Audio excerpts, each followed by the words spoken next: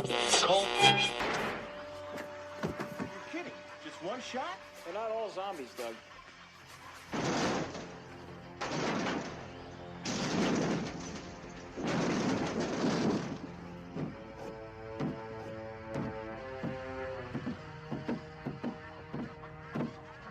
How do you fight this thing?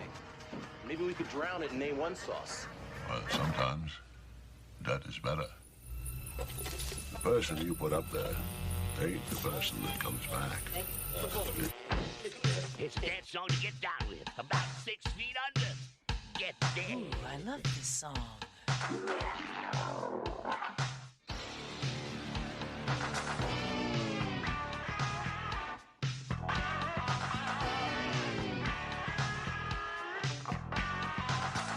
hung up in a grave situation.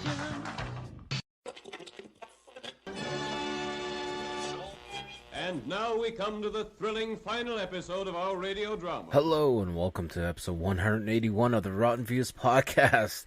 Like I say every week, it's crazy. We're still here. We're still doing it. And I appreciate everyone for stopping by for another new episode. I've seen another boost in listeners, subscribers. And I appreciate it. I've seen a boost on the YouTube channel and everywhere else. And it just means a lot to me that you guys are actually following the content, enjoying the content. And here's to, a bunch of new episodes coming down the drain. I'm probably going to record one or two right now this weekend, so I'm looking forward to these, and I'm gonna hopefully get them edited and saved up and ready to go, and then be able to actually get moving forward on some more content. So hopefully that's my game plan, at least. So before we get into the episode at hand, I just want to put out some little bit of self-promotion like we do, in case you guys don't listen to the end of the podcast. And if you guys don't, I understand, it happens. I don't, these podcasts can run a little long, not Joe Rogan long, but long nonetheless. So if you guys haven't check the links down below. Find me on all social medias. Follow me at Typhonstein. But the main thing that we're pushing, we got the Instagram page, we got the X page, we got the Facebook art page, but the main thing that we're pushing is the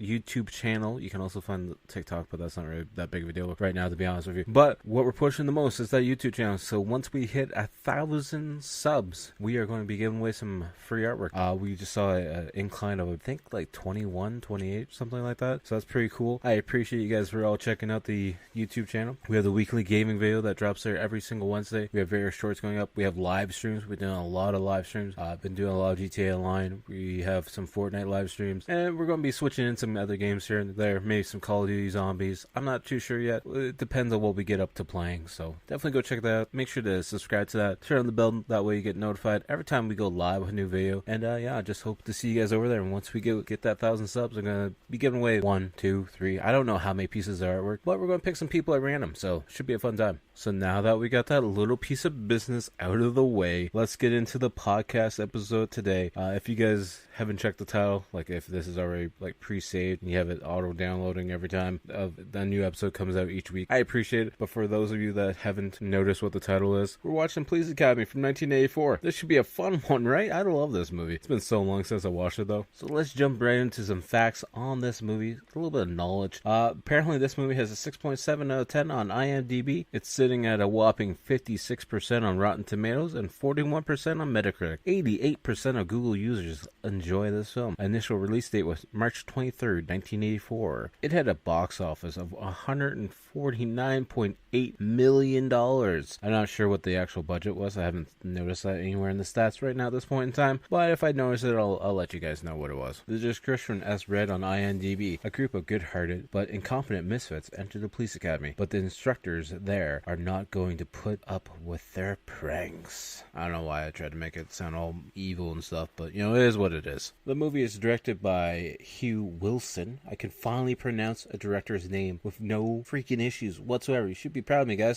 He was also the writer for 90 episodes of WKRP in Cincinnati from 1978 to 1982. He was the writer for 22 episodes of Frank's Place from 1987 to 88. I don't know that TV show at all, to be honest. He's also the writer for 1999's Blast from the Past. And we're just throwing this one in for fun. He was also the writer for Dudley Do Right from 1999. man. I haven't watched that movie in years, probably since like early 2000s. It's been a while. Anybody else just get like a cold chill down their spine because like you're thinking about the early 2000s being a long time ago because we're in 2024 right now at this point in time? Was it just me? Okay, it's fine. We have 3 writers credited for this movie, one of them being Hugh Wilson, of course. But the next one we're going to talk about is Neil Israel, who has some amazing credits, by the way, I might just add. He's the writer for 1985's Real Genius. He was the writer for 1984's Bachelor Party. He's the writer for 1990's Look Who's Talking 2. Of course, the writer for Police Academy. He was the director for 1993's, almost said 1993's Surf Ninjas. I mean, he's got some childhood classics of mine that I didn't really realize until now. Really realized a lot of things until I started doing this podcast, to be honest with you. And the final writer we're going to talk about for this movie is Pat Proft, who has some unique writing credits to credit as well, like 1991's Hot Shots, where they were the writer. They were also the writer for 1998's Wrongfully Accused. They were also the writer for 2003's Scary Movie 3, as well as 1993's Hot Shots Part 2.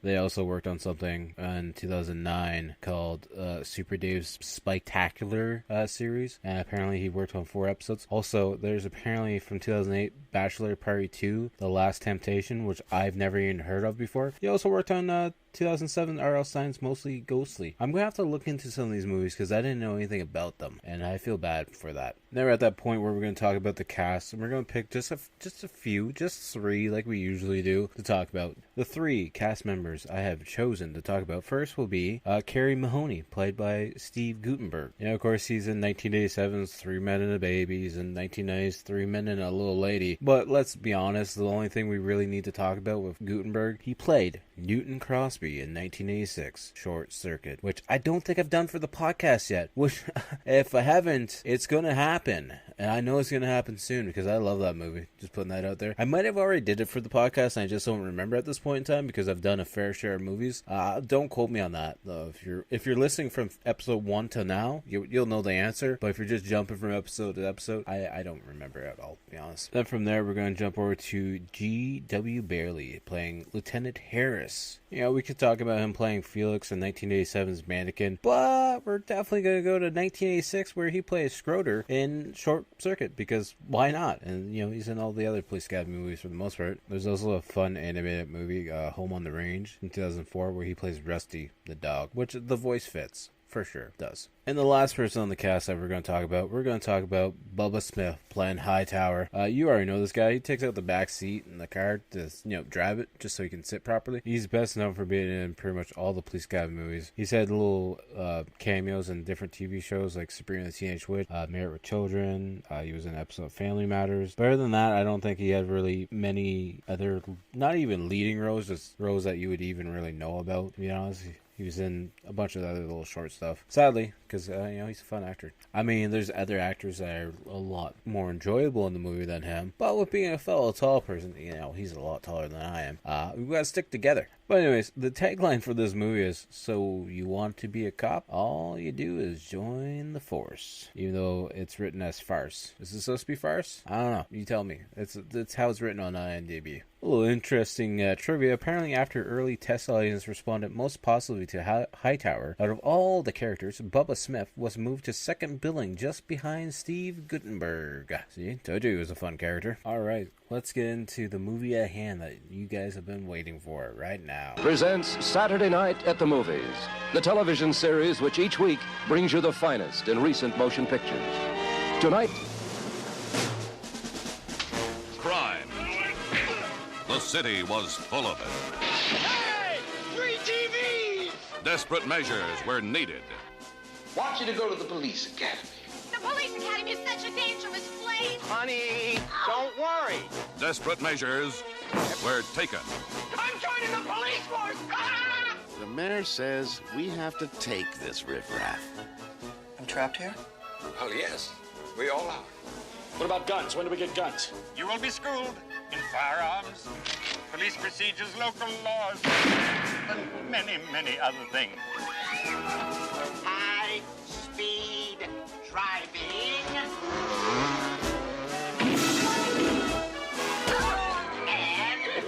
self-defense.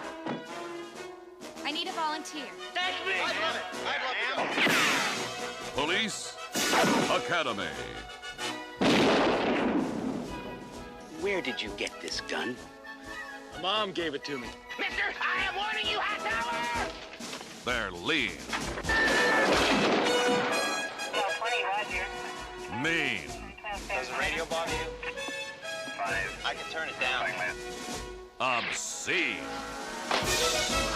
Each and every one of them striving to defend You make me sick. Thank you, sir. I make everybody sick. See the thighs. or offend. Come on, come on. I haven't got all day. The thighs. And now that they're ready for the real world, crime is no longer the #1 problem. They are. Can you get my kitty cat out of the tree? No problem, ma'am. Police Academy.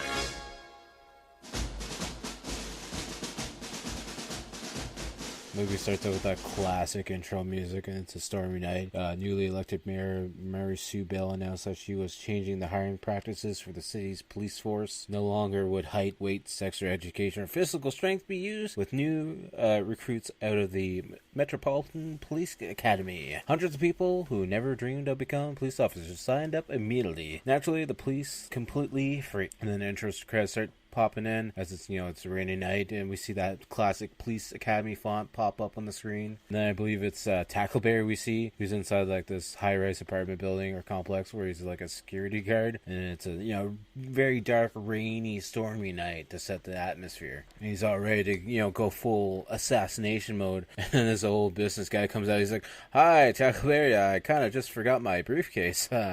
How's it going? Can I go now, please? Because it looks like you're getting ready to shoot me." He's like, "Firmer, sir. 10-4, you head on with your night."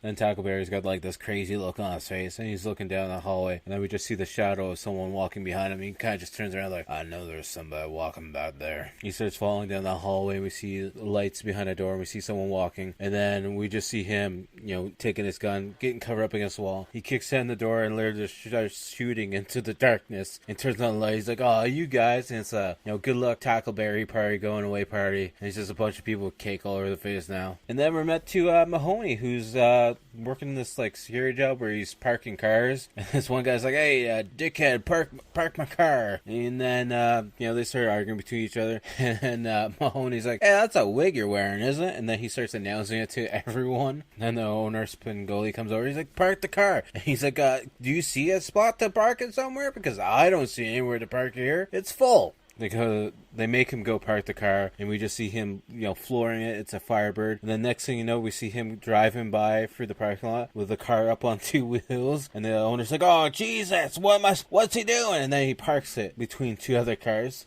Then we see Mahoney get another car. He's like, "Damn thing fits. I didn't think there was any more spaces here, but it fits." Then we meet Leslie Barbara, who's working the Kodiak Film Photo Fast station, where this, group of guys in a flatbed truck, tip over his photo booth, put it on the back of the flatbed. Then they drive it to a bridge and push him over the bridge. And we just see him singing it, being like, "You're going to pay for this. Just mark my words. You'll wait. You'll pay for it. You bunch of punks." And he's like, "You'll pay. Just everyone knows I'm joining the police force, and I'll get your ass." And we see Mahoney with handcuffs behind his back again. And he's like, "Sarge, look, it's him again." He's like, "Just go have him sit over there. We'll talk to him later." And that's when we see Larvell Jones, the, master of all sounds, just sitting on the bench beside Mahoney, and they just look at each other. He's like, "What are you in for?" And then Jones is like, "I'll show you." And he makes a sound like the police station's getting shot up, and one of the guys behind the desk like, "God damn it, will you stop that?" And then we see Mahoney getting taken away by another police officer down the hallway, and we see Jones is now unhandcuffed somehow because he got his hand out of the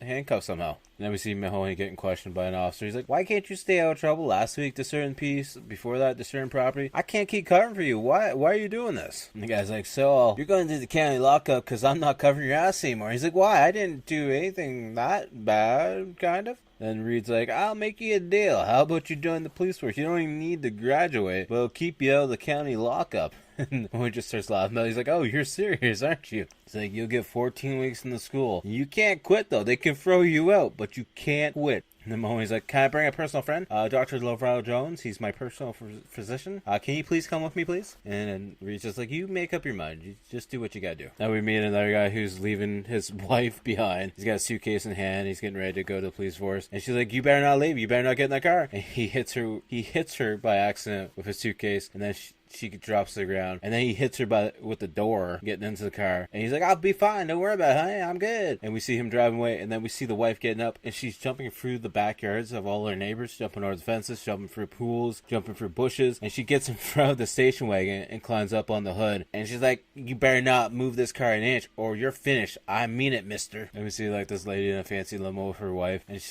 the mom's like, so you could be anything in this world, why a policeman? She's like, a policewoman, mother, because I can be anything I want to be. And we see the station wagon with the wife still on the hood driving up behind them. Then we see our first shot of the actual police academy, where we see a bunch of officers in training running around. We see a bunch of other random people showing up all over the place. One guy's all excited, he's like, ah, look, it's the chief, I want to go see the chief. And then there's like a hippie and some punk guys, and we see the chief, and he's just looking around, he's like, what the hell is going on here? And then the guy who was all excited to see the police chief, he's like, get away from me, you asshole. He's like, yes sir, I'll ride away, sir, I will. And then we see Tackleberry showing up in his army jeep, and he's all excited, he's like, I am home, I'm finally home. And we see one guy showing up in a white like Cadillac convertible, and there's like 5 girls in the car. He's like, oh, all right babies, I love you, make sure I love you all, I'm going now. And it's George Martin, and Mahoney's like, do you know those women? He's like, yeah, they're all my girlfriends. It's like, really? Nice to meet you, I'm your best friend now. Then we see the nerdy husband finally pulling up to the police academy, and he puts the brakes on, and his wife goes flying off the windshield and just goes into a bush. And then we see a meeting where we see Lassard, the like commander or whatever, and he's like, so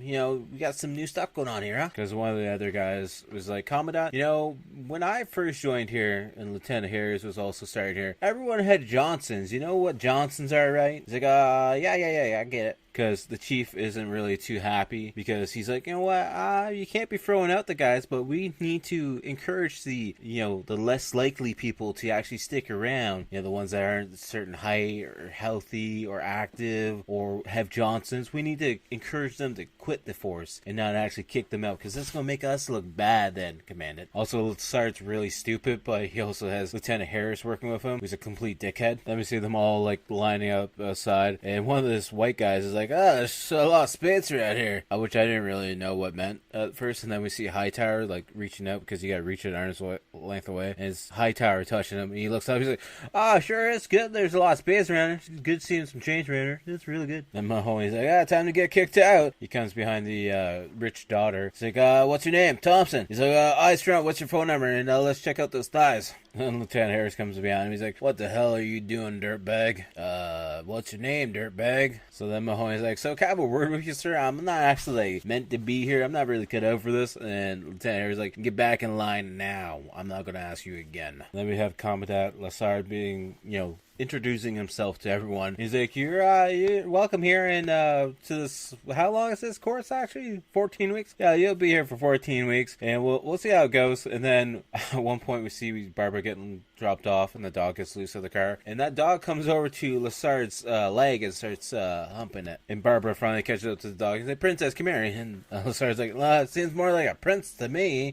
And then Harris comes over and picks up the dog and mentions that the dog is not straight. We'll just say that. And then we see one of the police officers rushing everyone through with their outfits, and then Hightower comes up, and he's just standing there, and the officer's looking at him like, crap, I don't think we have an outfit big enough for you. And Mahoney's walking with his clothes in his arms, and then Barbara walks over, and he's like, hey, where do we get our clothes? And he's like, right over there. Actually, he's pointing him in the area of Commandant's home. Like, yeah, just tell him Mahoney sent you. The clothes are in there. Just, you gotta go find them, okay? So of course, Barbara, being the goof that he is, just literally walks right into the home, just walking around and be like, hello, just looking for my clothes. And we hear someone in the shower off in the distance, so he just keeps on exploring. And then we see Martin, who was in the hairdresser's spot, and these 2 guys that are kiss asses come in. He's like, yeah, we want to go first. And he's like, oh yeah, go right ahead. He's the lady man from before. And they both get buzz cut. And then Martin gets in the chair. He's like, just a little bit out the side. And they're like, wait, you can do that? And the barber's like, yeah, it's not the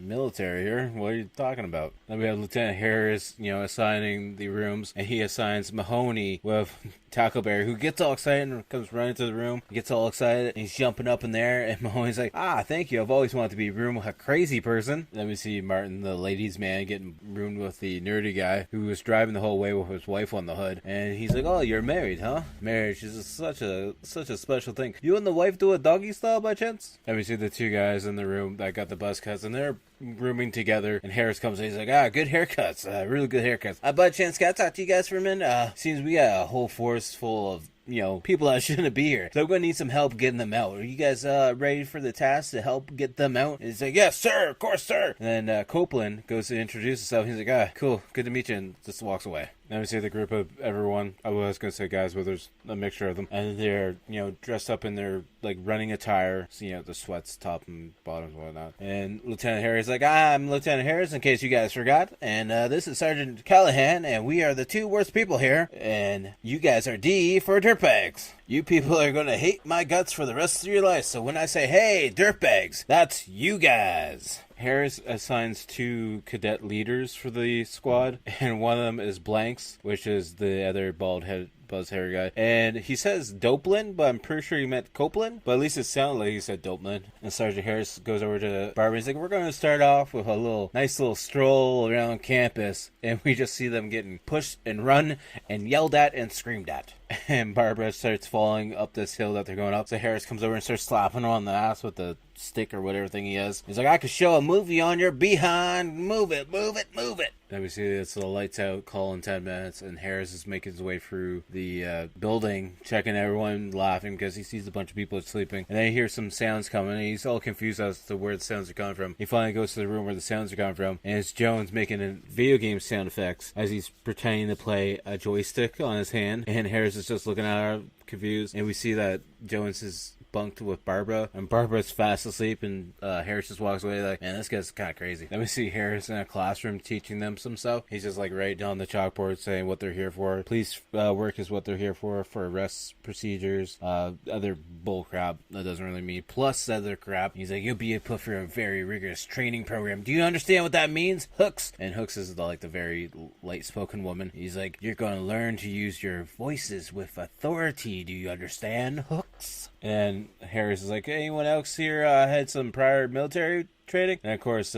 Blanks is like, I was with Watch Force. And Copeland just looks over him like, are you serious? What's going on here? And then Mahoney's like, I was overseas a little bit, no big deal. He's like, yeah, sure, Mahoney. And Jones, being the good, voice actor that he is, he makes it sound like the PA system is calling Mahoney to Lassard's office. And then Harry's like, all right, Mahoney, come on, move it. You gotta get out of this classroom. And Mahoney goes to Lassard's office. He's like, what are you doing in here? Nobody's supposed to be in here. I'm sitting here with my fishbowl, just looking at it. And then Mahoney's like, I want out here. And he's like, out of this office? He's like, no, out of the program. He's like, well, I can't quit, you see. You gotta pretty much push me out. And then Lassard starts going through this case file, and he's like, you're a special case. I can't, throw you out because I promised Captain Reed that I would keep you here for the 14 weeks. So you're screwed either way there, Mahoney. And Mahoney grabs his file, and he's like, this can't be real. I can't quit, and I can't get kicked out. What the hell? I'm trapped here? And Lassard's like, well, yes, we actually all are trapped here, to be honest with you. And then we see them doing various montages, using zip lines, and doing the speed run through the empty tires, and just falling all over the place, doing the monkey bars challenges and whatnot, and climbing over the brick wall, which might not be an actual brick wall by the looks of it, because we see Hooks trying to jump up it, but she can't get up it at all. And somehow Mahoney comes over. He's like, sir, I'm very sorry, but I somehow seem to have ripped my pants. And Harris looks down at his pants, and his pants are ripped into a million shreds. He's like, don't even try and test me right now, Mahoney. Don't even do it. Just go to the supply room and get some new pants now and get right back right now. And then we see that jumping wall fall down behind Harris, and we just see Hightower there being like, oh no, I tried going over it, but I just knocked it over. It's fine. He doesn't actually talk at all, but you can just, looking at the expression on his face, that's what he would say. Then Mahoney comes back with his new pants, and he's like, hey, look, sir, look, here's your bullhorn. How do you use it? And Harris uses it, but of course Harris doesn't know that there's a whole black marker makeup ring around it. So when he uses it and takes it down from his face, he's got a black mark all around his face. And he goes over to talk to Lassard, and Lassard starts laughing at him, and he's like, what's so funny? funny, huh? And we see the two squad leaders outside with Mahoney, and Harris walks over. He's like, see, Mahoney, I told you not to mess with me. You two squad leaders, you run Mahoney until he pukes and throws up and he can't take it anymore. Do you understand? You just run him into the ground because nobody screws with me. And we see everyone getting ready to go to some shooting range practice, and everyone's grabbing their guns, and Tackleberry grabs the pistol, and he's looking at it, he's like, oh, it's so small, it's not what I'm used to. And then we see Harris walking behind everyone as everyone's shooting at the targets. And then he gets to Tackleberry. Tackleberry shoots his target, and the whole target blows up, and everyone drops to the ground. And Harry's like, son, where'd you get this gun from? He's like, oh, my mom gave it to me as a gift. He's like, can I just take that gun for a little while so you don't shoot anyone's face off? He's like, I guess so. And then we see them in gym class where they're training some fighting sequences or whatnot. And Sergeant Callahan's calls out Barbara of all people, and he's like, I just ate, to be honest. Can you pick someone else? She's like, get your ass up here right now. And she's like, pretend you're coming at me with a knife. So he pretends. She throws him down to the ground and literally like gets on his face, and she's like, who's next? And everyone just starts saying, me next, please, me next. It's now nighttime, and then we see Mahoney standing outside the girls' dorm, as it's like at the basement level where you can just see right through the window. There's no curtains on at all, and they're all just showering naked, of course showering naked. I mean, like, none of them have towels on, and he's just drinking a drink, probably alcohol of some sort. And Harris comes over, he's like, come on, pretty much just motions to him, like, give the drink and get out of here. So then once Mahoney leaves, we see Harris stand there, and all the girls start freaking out because they finally notice that someone's actually watching them as they're in the shower. So then we see Harris in the office talking to Mahoney. He's like, we're going to call Captain Reed, and you're going to do your part to try and convince him to change his mind to get you out of here, because I don't want to deal with your shit. Then Mahoney gets daydreaming outside of the window because he's looking outside, and we see Thompson, the girl that he was trying to check out the thighs. She's in her short shorts, and she's showing off his thighs, and he's like, yeah, I kind of like you. And then Harris is like, hey, Mahoney, I got Reed on the line. Get over here. You got to get your part to, get out here. And he picks up the phone. He's like, hey, Reed, can I leave? No? Okay, cool, thanks, bye. Then we see Harris kicking Mahoney out of the room. He's like, you just know this, Mahoney. Nobody screws with me ever. And Mahoney's like, oh, maybe I'll meet the right girl and she'll actually do it sometime. Then we see in the washroom, we see Tackleberry, for some reason, like, doing this like a meditation where he hits his stomach to try and pump himself up. And then we see Jones, making some razor sounds as he's shaving his face. And Mahoney comes in and is like, well, that's one hell of a way to spend my night. And then Barbara comes in, and he goes to leave because he's like, it's awkward. A bunch of guys just sitting in here. And then Tackleberry's like, come here, Barbara, hit me now. And Barbara doesn't want to do it at all. And then out of nowhere, Barbara just slaps Tackleberry. And he's like, how was that? He's like, yeah, that actually was good, thanks. And we see Blanks and Copeland coming into a classroom where we see Barbara just, trying to say, just doing some police work. And the guys are like, so we know there's a party happening this weekend. So where's it happening, Barbara? And he's like, I don't know what you're talking about. I'm just going to my parents for the weekend just to see how they're doing. I don't know anything about no party. And then Copeland, being the dumbass that he is, he goes to take Barbara's books, and he takes the books and goes to throw them out the window. Dumbass doesn't realize the goddamn window's closed. So then Blanks is like, all right, Barbara, if you don't know where the party is, you go figure out where the party is. So then he goes to talk to Mahoney. He's like, I can't come, but I need to know where the party is because some people want to know. So Mahoney's like, yeah, it's at the Blue Oyster Bar. You let them know. And then we see Copeland and Blanks walking into the Blue Oyster Bar, and shocker, it's a gay bar. And they're like, I don't think this is the right location, to be honest with you. And they go to leave, and then they're just surrounded by a bunch of bears. And then we see at the real party, we see Mahoney carrying one end of the cooler and Hightower on the other end. He's like, Hightower, wait here, what was your preferred profession? He's like, well, I was bullied because I was a florist. He's like, a florist? He's like, yeah, flowers and shit. He's like, oh yeah. And then we cut back to the Blue Oyster where we see Blanks and Copeland dancing with some other guys, and they're just getting tossed all around, dipped and dived and everything else. And then next time we cut back to the Blue Oyster, we just see them slow dancing with everyone. And Copeland seems to be enjoying it a little bit too much because he's literally like passed out on the guy's shoulder. Then we see the police academy bus showing up to an area, like a fenced-off area, and Callahan and Harris are getting out, and they have to walk through this gate area. And everyone else is getting off the bus fine, walking through, and we actually see Hightower have to duck through the gateway to get in. Then Harris pulls over Copeland and Blanks. He's like, hey, why didn't you call us this weekend? Or call me this weekend? There was a party this weekend, wasn't there? He's like, nothing actually happened. There's a little bit of dancing, but, mostly nothing happened other than just a little bit of dancing, sir. Don't worry about it, sir. Everything's fine. There was no serious party. And right now they're at a training area where they walk through it one at a time with the shotgun, and they gotta see where the bad guys are gonna pop up and where the people are that aren't bad guys to not shoot. And of course we see Hightower do it fine first, and then we see Barbara doing it next, and he goes to shoot, and he accidentally shoots a girl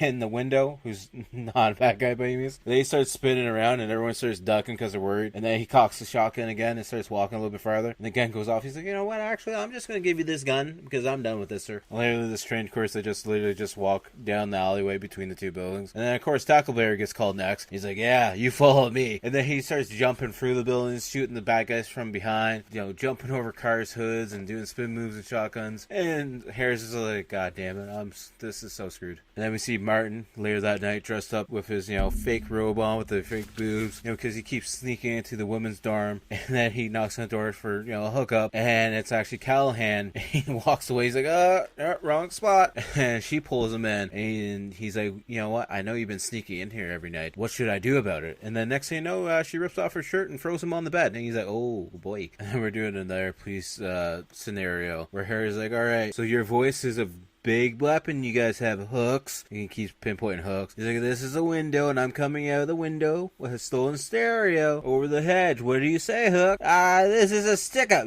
Stick-up? No, it's not a stick-up. Hooks, go sit back down. So then he calls up Tackleberry to be like, what do we do, Tackleberry? And then Tackleberry comes up, and he's doing the same situation. And Tackleberry just comes up behind him with a fake gun. He's like, drop that stereo, you son of a bitch, or before I blow your nuts off. And he's like, Tackleberry, it's just a scenario. Let's just calm down, okay, Tackleberry? Put the fingers down, please. And we see Mahoney and Martin sitting down, and Martin's explained to Mahoney how he's fell in love with a single woman. And Mahoney's like, I gotta ask you, your accent kind of goes away every now and then. He's like, seriously, I can't tell you a serious secret. I'm actually just George Martin, you know, 4th generation American. No, nothing special here. Just putting it on for the ladies. And we see everyone in the gym class doing the rope climb, and then Hightower's looking at the rope, and he's grabbing on the rope. He literally takes one tug on it, and the whole beam and everything comes out of the ceiling. And Harry's like, good job, Hightower. How about you just go sit down, please, because I don't want to destroy the ceiling anymore, please. Then we see Barbara go into his room, and he's greeted by what we assume is a prostitute brought in by Blanks and Copeland for the setup because of the Blue Oyster incident.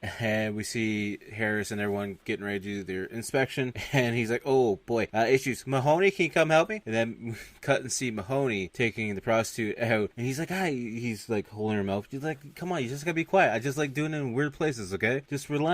And then he's hiding her in like the podium thing in the I don't know, the gym area, and like underneath the podium where the curtain slides open. And then we see Lassard and a bunch of other people coming in because they're getting ready to do a speech and, you know, talk about the school and how the police academy's doing. And then as he's standing there getting ready to talk, she opens up the curtain. She's like, I guess this is the right guy, and unzips his pants. And he's like, what's going on? And then, you know, she starts doing the deed, and he's like, can the lights turn down? And he starts freaking out a little bit as he's trying to talk normal, but, you know, she's doing the deed. So it's hard to talk about this scene and not get, you know, demonetized and everything else and flagged for this. Then at the end of the speech, he's like, can we have the lights back on? I hope this was as much fun for you guys as it was for me looking at the slides. I had a great time. And then the whole room empties out, and Lassard gets to walking away, and then he stops and he looks back at the little podium, and he's looking at the podium, and then out pops Mahoney's head, and he's like, good speech you did there. Good speech. And we just see like a montage of them doing various things, like doing the gun range practice again. We see the nerdy guy climbing up the rope, and then we see Barbara like flipping guys off him, being all surprised about what happening. You see Hooks climbing over the wall, and Harris, you know, just waving his finger and being like, yeah, big whoop-de-doo, you finally climbed over the wall, big whoop-de-doo. And that ends with them actually getting to, you know, do some police work inside the police cars. Then Lieutenant Harris, being the smart ass that he is, he's like, hey, Mahoney, you're with me. And then they stop on this like grassy area. He's like, you get out of the car, Mahoney, you stay up with the car, you keep up with the car, keep running, okay? Understand it, punk? And we see Tackleberry with his cop car stopping, and this old lady's like, officer, can you get my kitty cat out of the tree? He's like, yeah, no problem. Pulls out his gun, and we just hear the cat scream. And then we see Hooks, he's apparently a traffic cop, you know, trying to control the traffic area, and she just caused a giant car accident, and there's everyone honking, there's a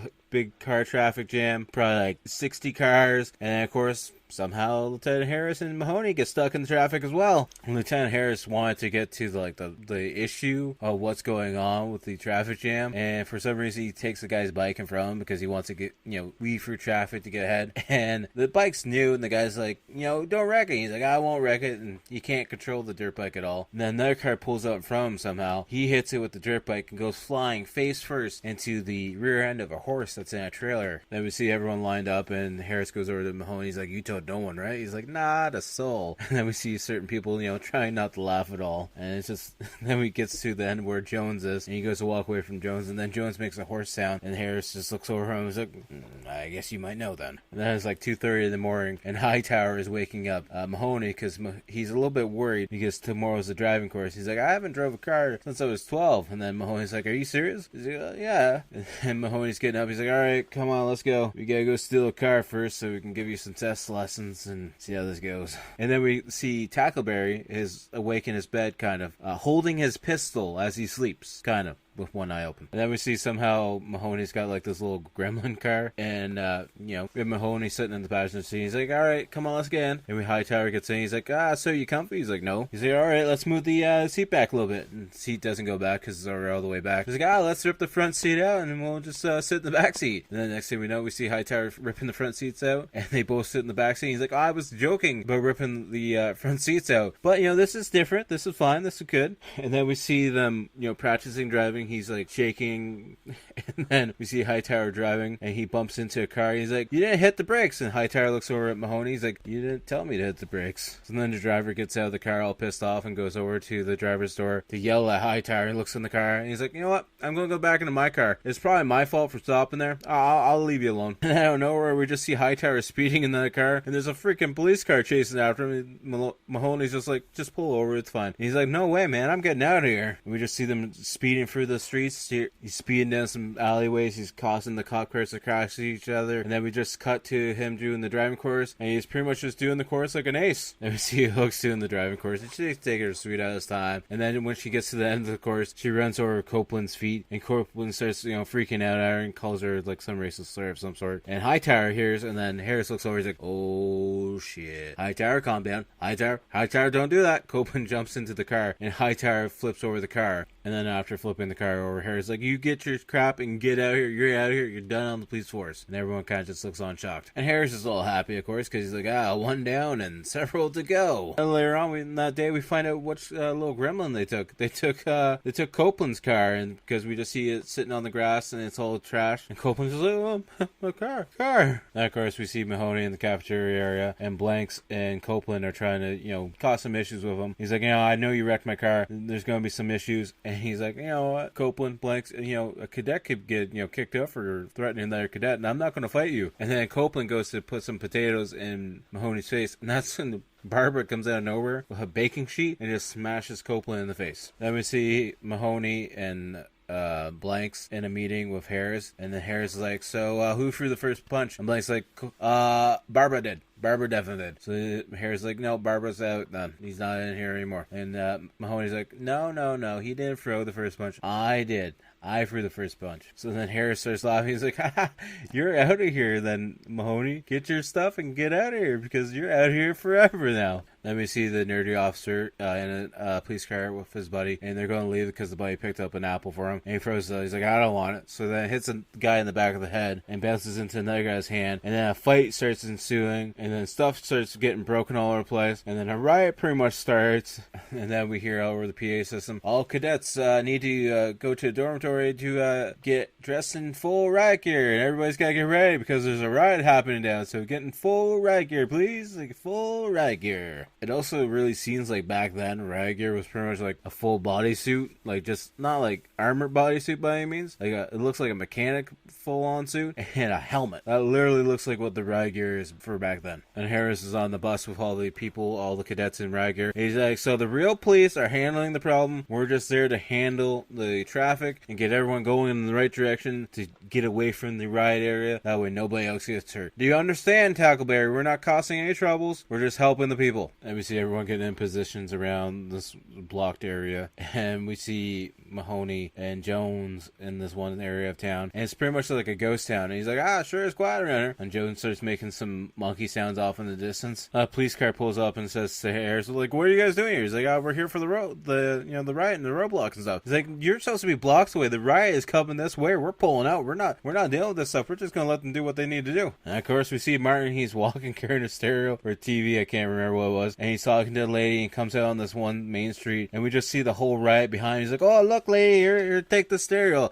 I gotta go now. He starts running. He runs towards Mahoney and Jones. And he's like, we gotta go. no, guys, there's a riot coming this way. And then Lassard shows up in his police car, and he's like, hey, man, how's it going? I figured I'd come for a personal, examination to see how everything's going. He's like, how's everything going, Mahoney? He's like, look, sir, not very good. The riot's right here. Can we please go? And then the car gets sworn by a bunch of people, and they're just shaking the car. Lassard gets on the PA system in the car. He's like, you have 5 seconds to move away, or me and my men are gonna have to arrest you. And he counts out, and everyone just starts shooting, like shaking the car some more. And then Jones grabs the PA system and acts like it's a machine gun going off, and everyone just runs away. That gives Lassard enough time to floor it so he can actually get out of the area, or attempt to at least. Then we hear police sirens happening off in the distance, and we're in a floral shop where we see Hightower, just trimming some flowers, I guess. And then he sees a cop car crash in front of him, like the street over. And then we see Blanks and Copeland being like two tough guys. Hey, you guys behind the fence, you want any of this? As they keep walking down the fence farther and farther, trying to be tough guys. And then they come to the open part of the fence. He's like,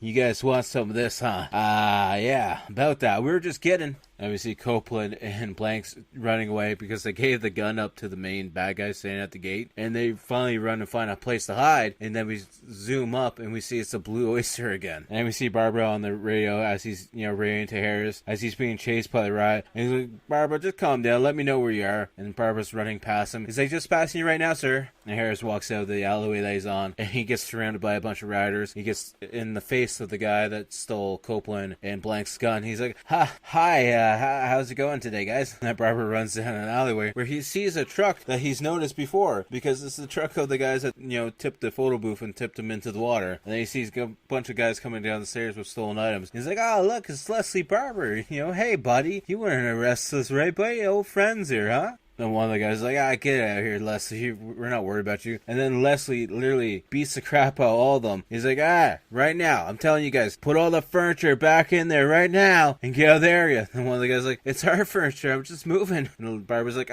sorry about that. Just get out of the area, though. Then we see Callahan and Hooks and Thompson getting shot at because Callahan's like, where's Harris? I can't find Harris at all. And then we see Harris is actually being held hostage by the main bad guy up on the roof. He's like, why don't you guys shoot back? I just got one of your friends up here. Come on, shoot back. And then Mahoney, seeing that his lady Thompson is hiding behind a crate as the bad guy is shooting at her, he kind of zips across the sidewalk or the road to try and get to a better position as the bad guy's shooting at him. He's like, oh shit, please don't hit me, oh shit. Mahoney finally gets up to the roof where they were, and he's hiding behind a wall. He's like, alright, gotta get the confidence of this. He turns around and he says, freeze! And we just see some bullets sitting on the floor. He's like, oh shit, where did they go from here? Oh shit. And then we see Mahoney bump into the bad guy who's holding Harris. He's like, alright, put the gun down. He's like, no, how about you put your guns down? And then Mahoney's like, Lieutenant Harris, do you have any tips for a situation like this? And he's like, nothing actually comes to mind, to be honest with you. Then the bad guy makes Mahoney give up his gun, and then we have Mahoney and Harris up against the wall. And then Hightower's like, hey! He's the bad guy's like, hey, what do you want? He's like, I just want to watch you off these two pigs. And the bad guy's like, which one should I off first? And Hightower walks over. He's like, I think you should shoot this one. The guy's like, yeah, the old one. And then Hightower just turns around and literally decks the guy. He falls down a stairwell. And then the guy's getting ready to get back up, and then Hooks is right there, and she screams in his face, don't move, dirtbag! It took her the entire movie, but she finally found her voice, after all. And we see a police car showing up, and out comes Tackleberry, and he's all pissed off. He throws his helmet down the ground, because he missed the whole entire action, the entire time. And then we just see him smashing his head into the hood, and,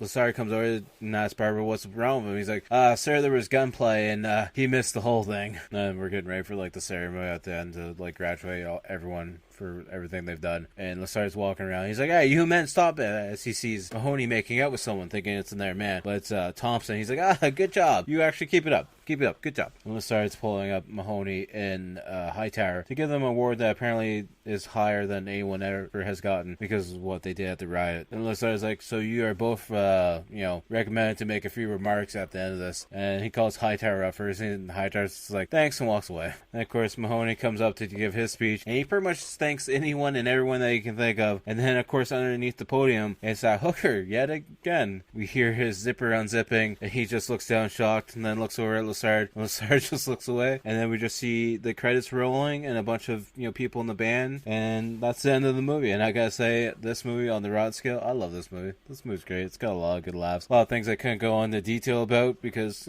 probably not really appropriate. But that's besides the point. I love this movie, and for me on the Rod scale, it's got a great cast. To be honest with you guys, a lot of fun parts. I'm going to give it an 8 out of 10. So I definitely highly recommend checking it out. And I'm going to be checking out the other ones as well because I don't know how they all rate for me. So I'm definitely curious in jumping down into this pile of movies again. Probably do them all for the podcast. May do a couple like bonus episodes for like YouTube only or something. I'm not too sure yet, but I love this movie. Hopefully you guys enjoyed it. Which brings us to a point in time where we got to pick what we're going to watch next week. And I discussed this movie earlier in the podcast, talking about Steve Guttenberg, and we haven't watched it for the podcast because I just checked for the files. So we are going to watch from 1986 sci-fi comedy for an hour and 38 minutes. We're watching Short Circuit. Hopefully you guys will check that one out. That's a classic. I still own it on VHS, I believe. It's here somewhere. I'll be just watching a digital copy, but hopefully you guys will check that one out as well. And I will talk to you guys all later. As always, make sure to check out the outro band, Toronto-based horror band Blood Opera. All their links will be down below. Find them on Spotify, SoundCloud, YouTube, Instagram, Facebook, pretty much anywhere and everywhere. Then after you're done checking them out, make sure to check out all my social media links as well. All links will be down below. You can find me on anything and everything at Typhon Sign. We are on TikTok, Facebook, Instagram, X, and then of course the main thing we're pushing, like I said earlier on the podcast, is that YouTube channel. Once we hit 1,000 subs, we're going to be giving away some free artwork. We have the weekly gaming video on there. We have some shorts. We have some live streams. A lot of live streams actually, to be honest with you. Yeah, go check it out. Maybe you'll see some stuff. Leave a comment. Leave a like. Let me know what episode you listen to of the podcast. How many episodes. Let me know what games you want to see me play. What artwork you want to do. We'll figure some stuff out. And I'd love to communicate with all you guys. It's getting late. It's 1 o'clock in the morning, to be honest with you, at this point in time. I'm getting ready to go to bed here soon. So I will talk to you guys all later. Peace. On Monday, we go into All Saints' Day. The night of the dead begins then. And if the portals of hell don't get shut before, no dead body will ever be able to rest in peace again. And so the dead will rise up and take over the earth, and you've got to get to Dunwich. You must reclose those gates.